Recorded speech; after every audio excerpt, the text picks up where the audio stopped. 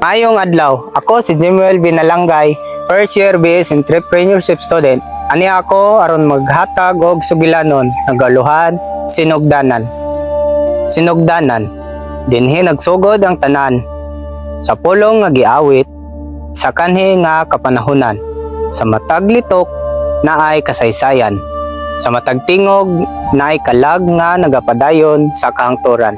Sa bata pa ko, nadungog ko ang mga istorya sa akong ginikanan, sa akong lula ug lolo, mga pulong nga yano apan puno sa kahulugan. Mga pulong nga naghulma sa akong pagkatao. Sugilanon, ingon sa Manubo, istorya sa kagahapon. Mga sugilanon nga dili angay kalimtan. Baylan, tigbantay sa espiritu o tradisyon, og ang banwa ang yutang gigikanan.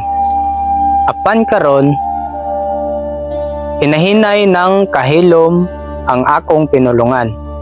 Ang mga bata, dili na kay balo mo istorya. Mas dali pa nila litukon ang lain nga sinultian. Nganuman nga ang ato ginabiyaan, nganuman nga ang atong gigikanan ginakalimtan. Kinsa man ko kung mawala ang akong pulong, kinsa man ko kung mapapas ang akong kultura. Dili ko kompleto kung wala ang akong sinultian, kay kini mao ang akong kalag, akong kinabuhi.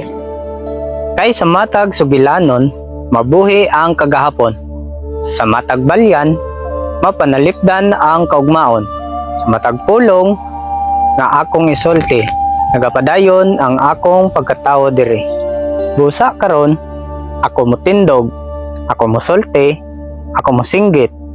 Ako ipadayag sa kalibutan, mabuhi pa ang akong pinulungan.